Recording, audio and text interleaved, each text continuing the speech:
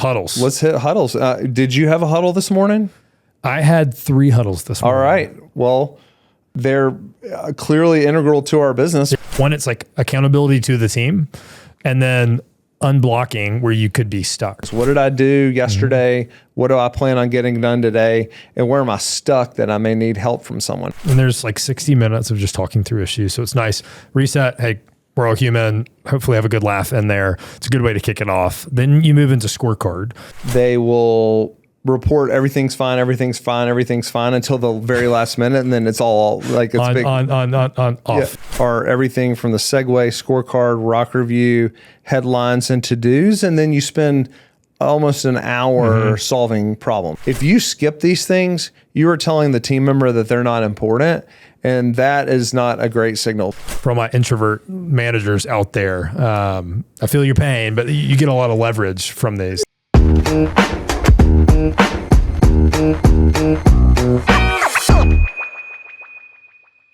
Welcome back to the Evernest Property Management Show. I am one of your co-hosts, Matthew Whitaker, and I have my other co-host, Gray Hall, here with me. Matthew, has anybody ever told you that we have too many meetings at Evernest? Yeah, and I used to get freaking pissed off when people would say that, because we actually looked one time, the same people that were saying that, and we realized they were only spending about 10% of their time in meetings. Well, that feels like a lot more. It does. It can feel like a lot more, but it is always interesting when you break down somebody's calendar that you don't spend a ton of time in meetings, but I think the meetings that you do have to be high leverage and they have to be really intentional. Yep. Everybody, we're going to talk about meetings today. We're going to talk about 3 meetings that we have here at Evernest. And I would tell you they are integral, which is a word I'm struggling to say in Alabama, integral to your success and the rhythm of the organization. Thinking back about meetings, we actually have had, maybe not quit, but when somebody comes from a different organization, like when we do an acquisition, like I do think that we have probably more meetings than a mom and pop property manager or maybe other kind of property managers. But I think that there's purpose kind of behind them. And there's 3 general meetings that we think that every company could benefit from following.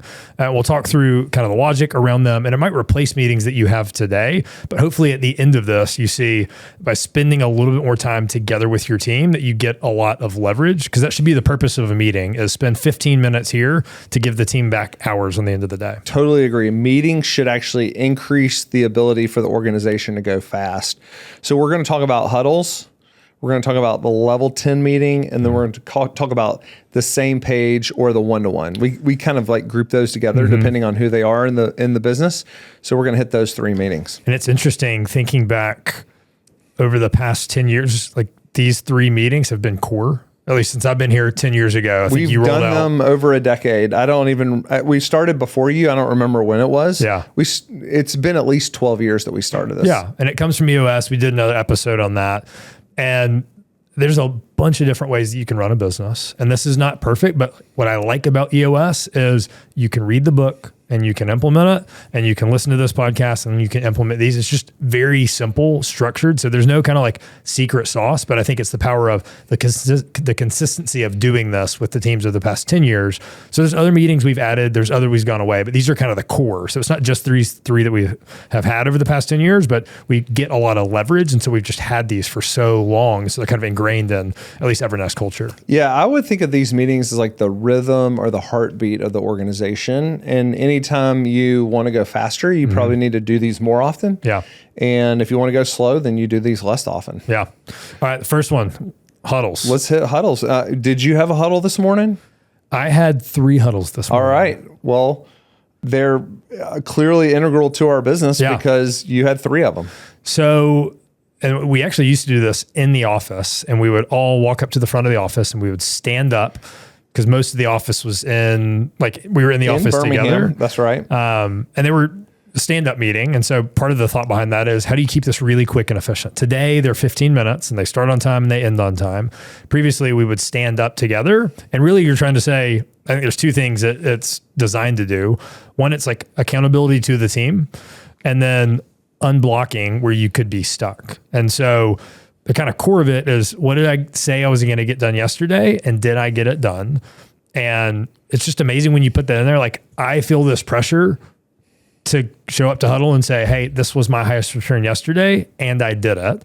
And I do not like whenever I get to Huddle and it's, well, it didn't get done. Sometimes that happens, but like, it creates this pressure on yourself to make sure that you're doing what you told the team you're going to do.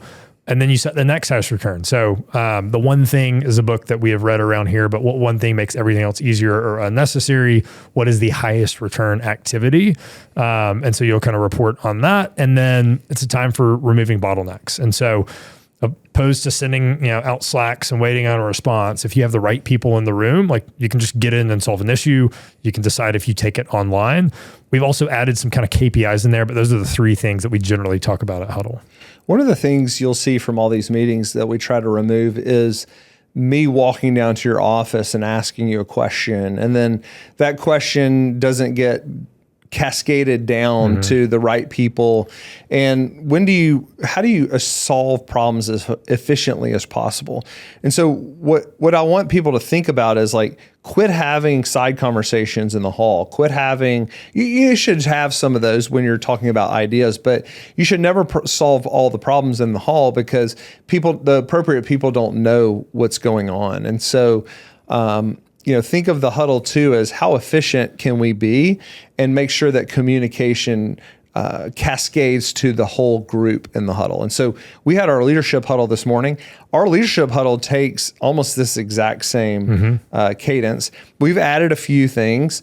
One of them is like a core values type thing, like, how did I grow daily today? And then we also have a principle of the day. But in general, we look at these three things. What did I do yesterday? What do I plan on getting done today? And where am I stuck that I may need help from someone? Or what do I need to tell you here in the organization, just so you know? So next time you come to my office with a side conversation, I'm going to say, save it for Huddle. Well, I did come right before this, but I wanted to tell you what the plan was. So, and I do think, I'm joking about that, but as we talk about level 10s, like, knowing that I've got a meeting tomorrow morning, I might just write something down, communicate it to the team, opposed to, calling up somebody kind of like barging in their day or barging in like kind of a group. And so it gives consistent places where I know I will be with the team at this time and we can discuss this issue then. So it can prevent actually ad hoc meetings, which is a main benefit. I think the other is, as we now have a remote, mainly remote organization, like, very few people are actually in the same physical space. I worked remote for a couple years when I was out in Colorado. Like, I enjoyed having huddles because there might be times, like 2 or 3 days, you just don't see somebody and you don't talk to somebody. And not to just like keep tabs on people, but for like the human connection, like, you can also get that from your teams. And so if you're leading remote teams, I think it's a valuable touch point every single day in the morning to kick off the day on the right foot. And there might be time before Huddle that you can kind of connect. But I think that culture piece and just the relational side is also a benefit that we get out of it. Totally agree. As you're growing a remote organization, the inverse of what you're describing in a more positive way, the inverse is, how do I know other people are doing stuff? Right? Like, how do I know they're getting stuff done? Even if they're not accountable to you, when you sit on a leadership team or you sit on a team, you want to know that people on that team are getting stuff done, they're also championing the cause of the organization. And when you touch each other every day, when you connect every day, especially in a remote organization, like, I know that Steve down in Tampa is working hard today. And I know Vikas in LA is working hard today because I connect with them every day and I know what they're working on. It's not like I need that for micromanagement, but it sure does help me. It kind of excites me for me to know that they're out there working on some hard problems for Evernest. I don't think it's a micromanagement thing. Because I think there are other ways you could figure that out, but I do think there's an excitement. But also, if I need stuff done, like, it's really nice to show up in Huddle and like I get reports that, hey, this is what was done on that. Like, it closes a loop in my brain for teams that I lead. If they show up and they're kind of doing it, I think it also gives you just a pretty consistent lens in a remote organization into what people's highest return is. Like, what are they focused on? Because we've got weekly meetings and you've got monthly meetings, and those are good and they serve their own purpose. But I think this shows me, at least, like, all right, is my team consistently holding themselves accountable? Are they focused on the right things? Are they bringing issues to Huddle to get resolved? Or are they saying no issues every single day? And are they, because there's so many issues in this business, like, you got to have something to solve. So I think it's a good lens, just like, what are the things that my team are focused on daily. So there's some things that if you miss it, obviously you miss that human connection. You start to wonder what's going on across the organization. The other thing is you start to not be able to unblock things as quickly. So it may be hard to get on somebody's calendar or hard to connect with somebody to get unblocked in a place. Another thing you would see is that the leader of that group, so I would hate this, but the leader of that group, maybe me or Graham today, would be the router. So if you have something you needed to say to across the organization, you would go up to the leader of the organization, and then he or she would have to go down into the organization. That just sounds terrible. It's such inefficient communication. So the cool thing about this, like if you like efficiency, the huddle creates efficiency in the organization. And what we've started doing, at least in the executive huddle, is generally there's like 2 or 3 kind of small breakout groups. It's like, oh, can so-and-so hang back to discuss this issue? Can so-and-so hang back? And part of it is when you're in, at least for me, when I get in the room and I'm like, yeah, I either know that we needed to talk about it, or I'm reminded because I'm in the room with the people and like the decision makers there that it can speed up the decisions. Because if you just wait for the weekly meeting, then the cadence is kind of weekly. But if you have the daily touch point, it either unblocks it or it just pull things forward as a good reminder. And so oftentimes you might break out and talk through things about 5 or 10 minutes. And I think it's a very natural thing that will happen. Yeah, today a perfect example of what we accomplished in the huddle is today we had the board meeting, and I needed some information from a bunch of different people. And so I was able to just connect and say, hey, Gray, will you make sure you finish this slide in the deck? And Graham, will you make sure you finish that slide in the deck? And so those are the types of things that maybe I would have slacked you, maybe I would have called you, or maybe I would have knocked on your door, but you get done in a real efficient way. Yeah. So when we used to do it, and kind of like wrapping this daily huddle up, we used to just go around and say, do you have any items to communicate? It was just kind of like an issue solving. And there were some times that there was an issue that would dominate, but then there were more times where it was like, no issues, and like 1 minute, you're done. And that kind of felt unproductive. And so that's when we started rolling in, hey, how did you grow daily? What are your KPIs? What did you accomplish? I think they've gotten a lot better once we put that structure in place. And so you could just start it as an issue place, but I think looking at KPIs might drive other issues, or looking at accountability might surface things to discuss if you find your team just saying, hey, no issues.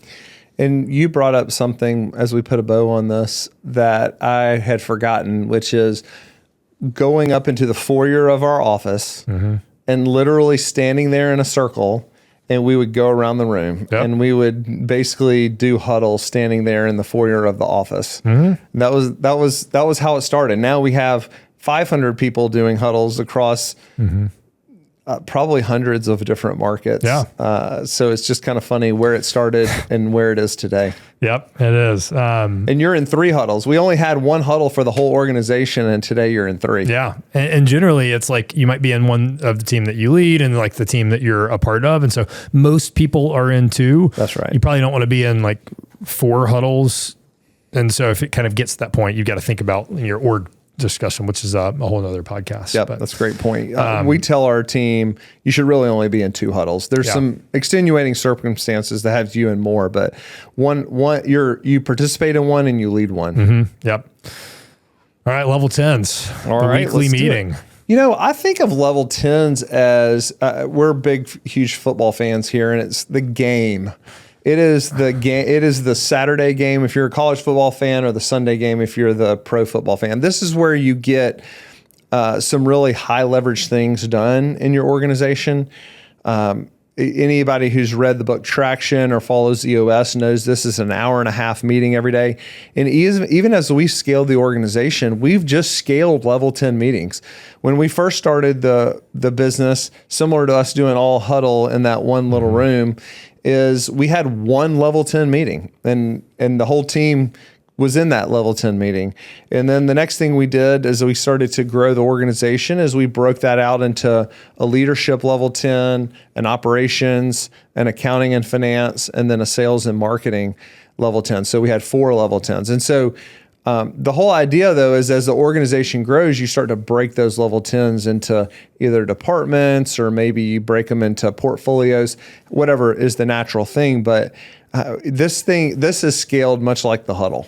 It has. And it's there's a lot of places we have level 10.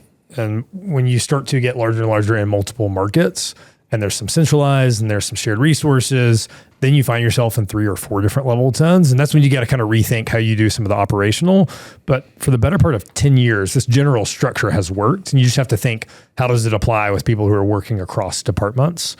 But 90 minutes, we'll kind of walk through the structure of it, and then probably maybe go into some of these. The first part's the segue. Why is a segue or a kind of personal check-in? Why is that important to start the meeting off with? Yeah, I think the way to think about this is, how do you go from kind of in the business, kind of coming into the meeting? Because we do ours, our time in Central, we do ours at 10 o'clock. And so from, maybe 8 to 10, we've been working really hard in the business. And you need some sort of break to kind of say, all right, let's kind of reset. And the segue is a great way to do that. Hey, Gray, what's going on in your life? We basically break it between 2 things: best business news or best personal news. And we go back and forth. But it reminds you that everybody has a life outside of work, that we're all human. And it also, when we say best business news, it's exciting to hear, because as leaders, you start dealing with all the problems. It's exciting to hear some of the things that are going right in the business. You don't always hear what's going right. And so when we go around and hear the best business news, that excites me, because I'm thinking, oh man, I didn't even know that happened. And if he hadn't said that, I wouldn't have known. Yeah. And there's like 60 minutes of just talking through issues. So it's nice. Reset. Hey, we're all human. Hopefully have a good laugh in there. It's a good way to kick it off. Then you move into scorecard. What Traction EOS says is, if you were sitting on a desert island, would you know how your business is performing with one scorecard of data? I wish we had the opportunity to just run this business, from a beach, but that's just not reality. I would like to try it. I would like to try it. But that's the goal. We've got, operational KPIs for different departments and each group has, just different KPIs that hopefully input and output numbers that affect the performance of them. And you go through, and every single week, each person that is responsible for that metric reports on it. This should be a pretty quick, and what you don't want to do is get into discussion here. So maybe talk about with the scorecard, how do you want to structure that? Why do you not want to get into discussion? Yeah, the whole idea is just reporting the numbers so that everybody knows, is this on track or off track, right? Are we hitting our marketing goals? Are we hitting our sales goals? If you're not, that is not the time to explain it. The time to explain it would be to what we call drop it down into the issues list. And then we prioritize the issues, which we'll talk about in a minute. But this is just basically a reporting function, and literally no context should be given. And it takes a while to get the numbers right. So don't be intimidated if you don't have the perfect numbers. Just start somewhere. And we've iterated hundreds of times. We're still iterating. We still add things to the list. Yeah. I mean, our list today might be 30 or 40 different numbers. And, every couple of weeks we're like, oh, we should change this or add this. So it is really helpful, because the way that we do it, it's still on Google Sheets today for some of our teams, but you have the historical numbers. And so you can look back if we're tracking number of new leads to come in, like on the screen right there, you have the past 12 months of data that you can look and contextualize. How is this week's number relative to previous performance, and how is it performing relative to goal? So I think that I could have a pretty good sense, if you just gave me that scorecard today, that I could be, not in the meetings, not plugged in, and I could know what the issues are. For sure. And I think it's the whole purpose of it. So having KPIs that you're looking at is really important. And then ROC review. So if you've never heard the term ROCs, EOS talks about this. It's basically quarterly goals. And so the analogy is, if you have large rocks, and then you have some medium-sized rocks, and then some pebbles and some sands, the way you structure those, putting them in kind of a glass vase, if you put the big rocks in, you do the most important things first and then fill in everything else, it all gets done. But if you start with the sand and the small tasks and the kind of medium-sized things, you won't get everything done. So these are just our quarterly goals. And we set at every level of the company, there are quarterly goals that run through the quarter. And how do we talk about those? Similar to scorecard, on track, off track, right? Yeah, the whole idea is, because these are so important, that if you are off track with them, then you'll want to drop them down into the issues list, because These are the big chunky things, like you said, the reason they're called rocks, that move the organization forward.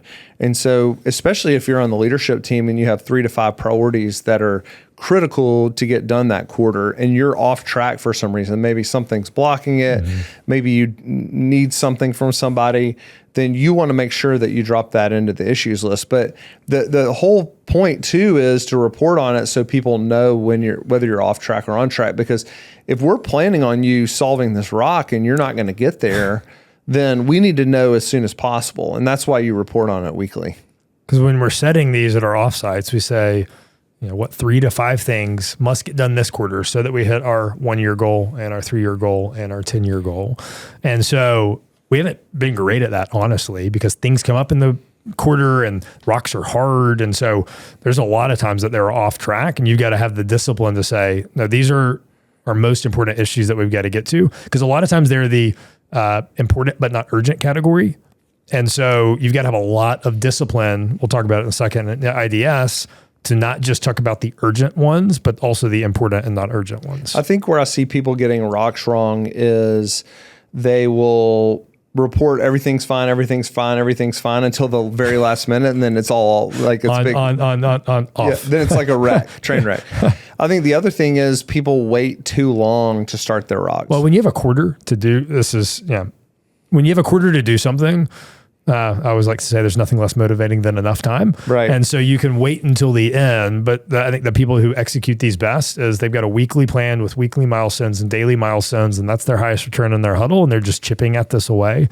So that is just we've talked about rocks before. That's one thing that we've observed in the meetings is press into it, and maybe if you're leading the meeting, like review that team member's documentation. Like, are they proving out kind of what they're doing to make sure, look, nobody likes to show up to meeting and say that they're not done. Maybe you could justify it, not saying that that's right, wrong, and different, but I think the leader of the meeting can pull out, are they on track, and then facilitate a really healthy discussion of how can the team help you if you're off track. Yeah, it's actually their responsibility to hold them accountable, right? Yeah. Then we've got headlines, customer, employee, and so we might go internal changes. Is there something large happening with a customer?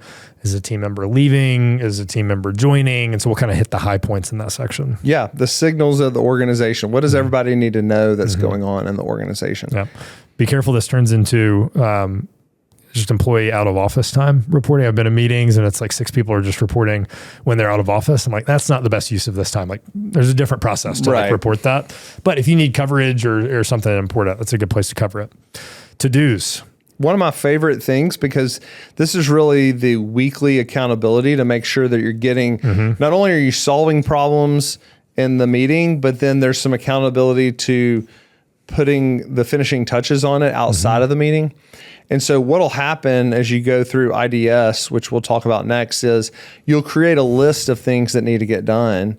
And they're called to-dos, obviously. And the whole idea is that you assign a date that they're supposed to be done by and by somebody. So if you and I were in a meeting together and you said, hey, I'll take that. We basically solve the problem. We need to go do something out there. And you say, all right, Gray, I'm assigning that to you. And then you're going to be done. Are you going to be done next week at this meeting? You shouldn't really put it any further than 2 weeks out, because something that gets too far out starts to become more like rock worthy. But the whole idea is that every week I'm going to go through and say, did we do 80% of our to-dos? And a high functioning organization, and I'll tell you, we have not hit this on a consistent basis, but a high functioning organization ought to hit 80% of their to-dos every week. Today's episode is sponsored by Crane. Look, if you've been in this business for any amount of time, you know how isolating it can be. When it comes to scaling past 200, 500, or 1,000 doors, the stuff that keeps you up at night doesn't always have clear answers readily available. You just have to know other operators who have been through it, and making those connections can be tough, especially if you don't know where to start. That's really what Crane is. It's a private, exclusive community for property management owners founded by Peter Lohman and Wolfgang Kroski. It's a place where you can ask almost anything and get thoughtful answers from other people in your same position. You can also browse other people's insights and get answers to questions you didn't even know you had on their website. They do monthly workshops, real-world dinners, and meetups across the country. Applications only open twice per year, and spots go fast when they do. So head over to joincrane.co. That's joincrane.co to get on the wait list. If you're serious about running a real PM company, this is the place to be. So let's talk about IDS, because prioritization. So it stands for identify, discuss, and solve. So throughout the week, you should be, as you're encountering issues, or as you go through the scorecard, or as you go through rocks, there's a place that you put issues that you see. I think the best teams are constantly seeing issues and then they're putting them somewhere. They're not spending time that they should be focused on customer emails trying to solve this big problem, but they say, hey, I'm going to talk about that on Tuesdays. I'm going to put it on the IDS. And so this can be a really long list. I think the meeting leader's job is to prioritize those. And so which one of these is the most important and urgent to the business potentially? And what I was thinking about with to-dos is it takes a lot of discipline and focus to say, this is important, this is urgent, but we have 12 other things that are more important and more urgent that we've already committed time to. We're not going to talk about this, even though it might cost us customers or revenue, because we've got these other 12 things. And so it's just a whole prioritization game. I think part of the reason we might not hit that is we overcommit to too many things because everything feels important and urgent. And so I think the times I've seen this done best is you're really crystal clear and you let things burn. And when you don't do that, then you have a lot of to-dos and you're just not getting a lot of traction, which is where the book talks about. One of the biggest skills that I think you kind of like create as a muscle as you're growing an organization is the ability to focus when other things are burning. Mm-hmm. And how do you know? You got to you can't solve everything. You can't boil the ocean. You can only solve one thing at a time. And how do you prioritize and focus? That's like a really big skill. Mm-hmm. That I think I've probably referenced this a half dozen times on this podcast, but one of the greatest podcasts that was ever recorded about this is when Reid Hoffman was at PayPal. He has a podcast called Masters of Scale, and I used to listen to it really in the early days of his podcast and the early days of Evernest. But he had one of these podcasts, he called it Fires Burning, where PayPal for some reason wasn't getting money transferred to people. And so you would pay me for something, Gray, but I wouldn't get the money, and mm-hmm. I would have already sent you the item, and somehow it was getting all like log jammed somewhere. And they had people calling their phone. They had people like literally showing up their office and knocking on the door trying to get their money. And what Reid realized and what the team realized is we can go answer the phone and we can go answer the door, but the reality is we need to solve the core problem. And if we will solve the core problem, then the people at the door will be happy, the people on the phone will be happy. And so we just need to let them keep calling and keep knocking on the door while we fix the root cause, which was, I think, a technology issue. And I think about setting up a call center. It's like field all of those, I believe. Like it was in Nebraska or something. They set up an entire call center, and it relieved the pressure of all of the inbound because it was able to scale up and down. And so they spent time working on the ultimate solve for that problem. But the guy who had to drive over to their office might never be a customer again. And You've got to be okay with that. He might not be happy. There's some collateral damage. There is collateral damage. And so when you look at these issues and prioritize, like put a revenue number on it, put a client number on it. Some of these might just be kind of swag numbers. But it's fun teaching people this because it's very counterintuitive to say, I see a problem and we're not going to work on it right now. Yeah. And that's like a powerful message. And it's because we are focused on this, that's going to be a $100,000 problem versus the $5,000 problem. In fact, new people, one of the biggest problems they say about the meeting is we didn't solve enough problems. Yeah. And what I tell them is, look, that may be okay. We may just solve one problem in that whole meeting, mm-hmm. but it's such a critical problem. And because it's the root problem, it probably has a bunch of baby problems out there too, mm-hmm. that are caused as a result of this. And so, you should really be disciplined to solving the most important problem first, not looking for, I would say, looking for quality versus quantity of problems. Yeah. I think the important urgent ones, like they will bubble up and get solved in an ad hoc meeting, but it is interesting to go back and kind of clean up the list. And it's like things that felt really important either work themselves out or were solved by a rock that got done or solved by another one. And so when you just kind of trust the process. You see that work itself out. Talk about, they call it IDS. Talk about why EOS calls it IDS and like dig into each one of those. So this is not just kind of complaining about an issue, but your goal is to identify what the actual issue is. And oftentimes you have to ask why 5 times because you've got to get to the root of the issue. So tenant, owner didn't get their draw. Okay. That you could fix the symptom and you could start looking at the accounting, or maybe it's the bank, but you've got to ask a bunch of questions to get to the root of why. And then that's when you can start discussing. And so I think a great team member will show up to the meeting and they will take a stab at saying, this is what happened. This is what I think the root is. This is what I think the proposed solve is. And so then everybody in the meeting can get to the root of it. And then you can have healthy discussion about the best ways to solve it. And so as much prep work, if you put more prep work in, both from who is dropping down the issue and the meeting leader, you don't spend your whole time trying to get to what the root is. You spend your time discussing how to solve it, what the process needs to be, who the people are, who the decision maker is. And oftentimes you're maybe not solving in the meeting, or at least that's been my experience, but you make the decision on the best path forward or the person to decide the best path forward outside of the meeting. And then that becomes a to-do. And the goal is to permanently solve this so it doesn't jump back on the meeting in 3 weeks. And so you're trying to solve it.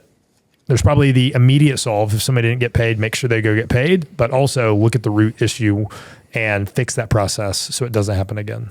And remember, this is like an hour-and-a-half meeting. The first 30 minutes are everything from the segue, scorecard, rock review, headlines, and to-dos. And then you spend almost an hour solving problems. Yep. And the other thing I think can be, it's not just issues, but it can also be ideas. Some of the funnest level 10 meetings I've ever been in are when somebody has an idea and we discuss the idea and then potentially implement the idea. It's way more fun than problems. Way more fun than problems.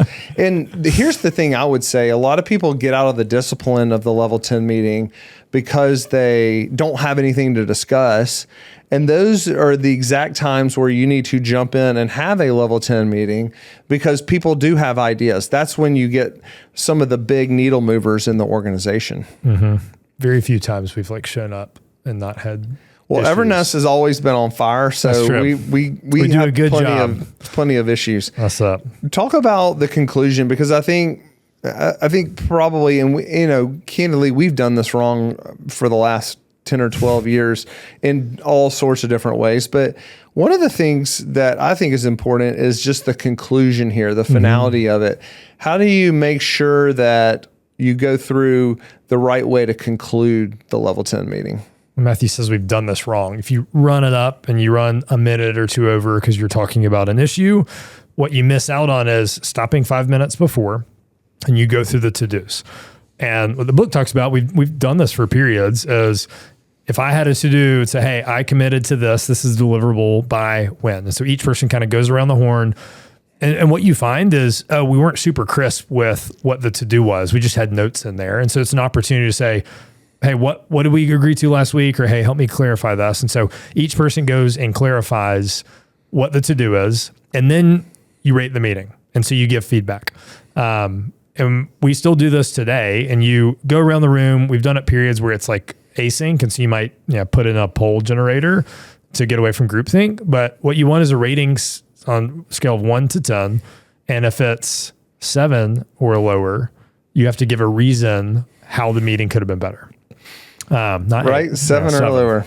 We had a bet on that. I think one of the things that culturally you've got to have the right culture here too, because a lot of times to have a good level 10 or even to score the meeting, you have to have people that are willing to tell the truth.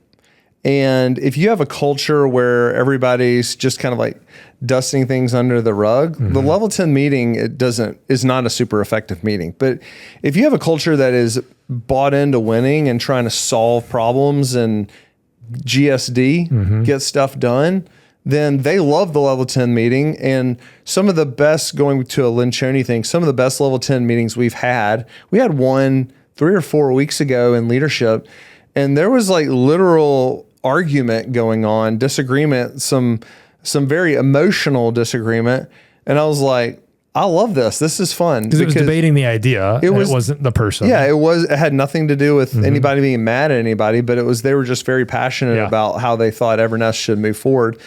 And those are the most fun meetings to be in. I find myself jazzed coming out of them because it's like, wow, if we can get in there and argue about these things and then like all agree to disagree and commit with the go forward, whatever the organization decides, like that's a powerful organization. Yep. What do you think, just as some of the questions I would ask you is, people have say, well, is this like an issue or am I complaining about it? How would you address that? There's like less and less of that. How would I address that? Say somebody's out there just now and they're getting started and they're like, man, when I put all these issues in here, it just feels like complaining about the organization. Oh, got it. Yeah. I think it's a healthy thing. And I think how the leader or the team talks about issues and makes them feel comfortable for addressing it, especially if it's like, hey, I saw somebody drop the ball. Like, hey, this is not a safe space, but like, this is where we're going to discuss the issue. We're going to separate what happened from the people. And I think if you consistently show that, it encourages people to give you feedback about the meeting, encourages people to drop down issues. And so I'd say for like new hires or people that are new to this, like how the meeting leader approaches this and separating the people from the idea is really, really important, because I think that shows them that, hey, he got excited I dropped down this issue. I'm going to go find 3 more. That's great. Yeah. All right, let's move on to segment number 3, which is the one-to-one and the same page. Now, these are a little bit different in the way we think about it. A one-to-one, think of that as somebody new is starting, and we need to make sure that they're getting off to a good start, that we're consistently meeting with them and making sure that we're pointing them in the right direction. The same page is a little bit different. It's a little bit more mature meeting. It's something that you and I have together. Like Gray and I have been together for 10 years. There may be a thing that I could tell Gray how he can improve. And if there is, I definitely tell him. But at this point, it's about Gray and I being connected. It's about us making sure that we are, the name of the meeting, on the same page, so that Gray can go execute his piece of the business against the vision of the organization. And so maybe we should start with the one-to-one.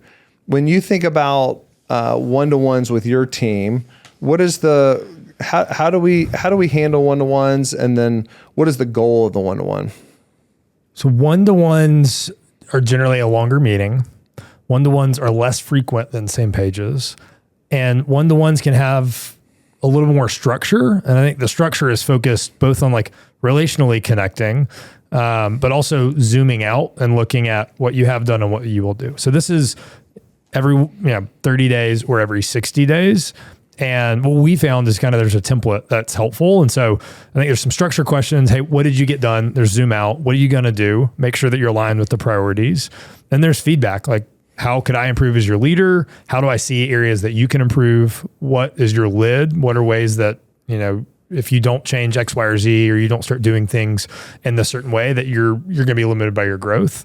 I think there's an opportunity to talk about the team and get observations from them. So I think there's a lot that you can unpack there.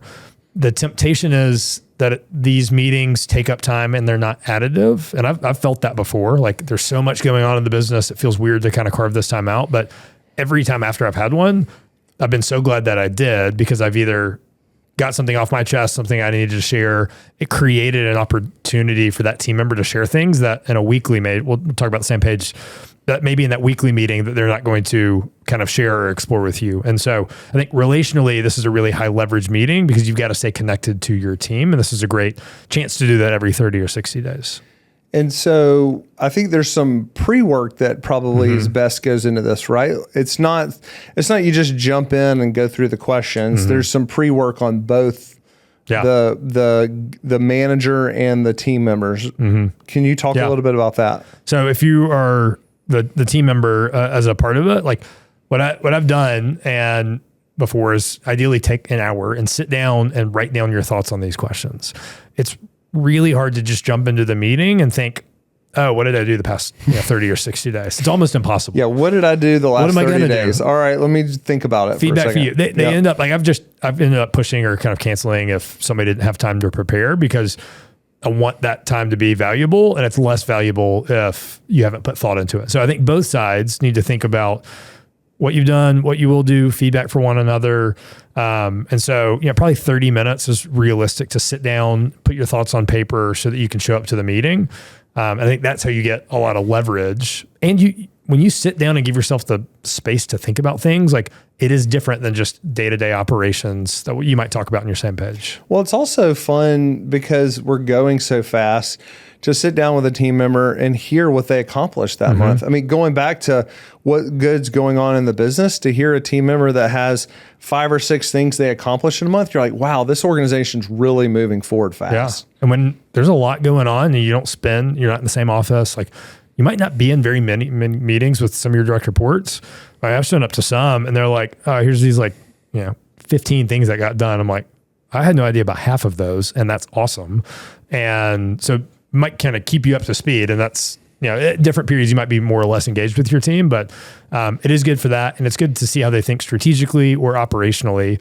And it's a chance for you to kind of say, hey, I think actually focusing on this would be better. And so you get to shape how their work looks for the next 30 days. And Andy Grove talks a lot about leverage, and that 15-minute segment of the meeting might change the course of 15 hours of their week. And so if you think that these aren't important, I would just encourage you to think about the leverage that you can get to make sure your teams are focused on the right things and to make sure that they are enjoying and engaged at what they're doing. I think you get both of those things out of this meeting. There's a story out there about a plane that was going to, I think, Antarctica. It may have been the North Pole, but it was going to take these people to go see this mountain in the North Pole. And what they realized was they got off like a few degrees when they took off, and they never recognized that they were off just a few degrees, right? And by the time they got to the North Pole, the plane ran into a mountain because there was like a snowstorm or whatever, because they thought they were in one place and they were actually in another place. And I think about that story as it relates to a team member. It's better for us to tweak them early in a relationship and make sure that they're flying in the right direction, so that when we get to the end and they fly into a mountain, it's generally too late. So let's make sure we're getting to them early. And that's the thing with the one-to-one. It's really for the team member. I'll tell you, if you skip these things, you are telling the team member that they're not important. And that is not a great signal, because a team member wants to know how well they're doing. They want to know how they're contributing to the organization. And as a leader, it's your time to be able to pour into that person. And the inverse is true. You can show them how important they are by showing up and preparing of these. And let's talk a little bit about the same page, because this is a little bit more mature meeting. I referenced the fact that you and I would probably not have a one-to-one anymore, but we do have a same page. Talk about the value of the same page in our organization. So generally, it's a weekly meeting. It's 30 minutes. And I think the agenda should be like team member, not leader led. But this is a kind of cubby hole for them to put, hey, I need to talk to my boss about X, Y, or Z. And so again, this may be something that doesn't want to be talked about at Huddle and is not for one-to-one. And so you stick it in the same page. But I think it's a good place. Ideally, it is topics are being driven by the person, and it's a chance to unblock things, to get decisions made, to get your leader's feedback. But it's also a place, if the leader needs to discuss things with the team member, that they can do so. Generally, they're more like, I find mine to be more kind of like operational or like in the business, like, hey, these things need to get done. And the one-to-one is more relational. And it just depends on like who you're leading and who you're managing, but it's a good place to kind of check in on a team member's work, unblock things for them, help give them feedback on decisions. And there's probably some relational stuff at the beginning. If you think about the organization as it grows, like when you have 3 people, it's very easy for everybody to stay on the same page, because you're probably working in the same office or at least in the same building, and you're having a bunch of conversations. But if you want the organization to grow and it becomes 10 people. Well, 10 people is not just like 7 degrees harder. It's like 21 degrees harder because each person has has a relationship with each other person. And so then it gets to 100 and then it gets to 500. And then I would imagine, I've never run an organization with 1,000 people, but that's way more complicated than running an organization with 500 people.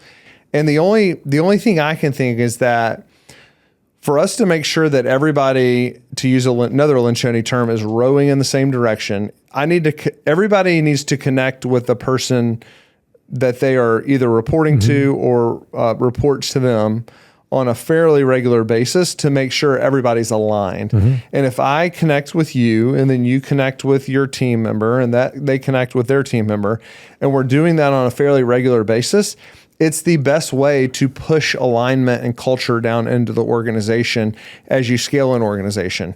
If you don't regularly meet with somebody, then you're going to run into issues with being disconnected, not understanding what the vision is, not feeling like they're a part of the team. It's just the way it is. And so, we have people out there driving around and 39 out of their 40 hours, they're by themselves at a house doing either maintenance work or sticking signs in yards. And the only way to make sure that they know that they're a part of the whole is to make sure that there's a connection on a consistent basis. And it really does, I think, all of these can remove additional meetings. So there are things I wanted to talk with somebody on my team today, and opposed to just calling them out of the blue when it was convenient for me and interrupting their day, put it on our same page and we'll get to it tomorrow. And so it's a good kind of filtering mechanism. And so also this can feel like a lot, but I generally think it reduces meetings, and this is probably 3 or 4 hours a week. Like, I think that time gives you a lot of leverage on the back end.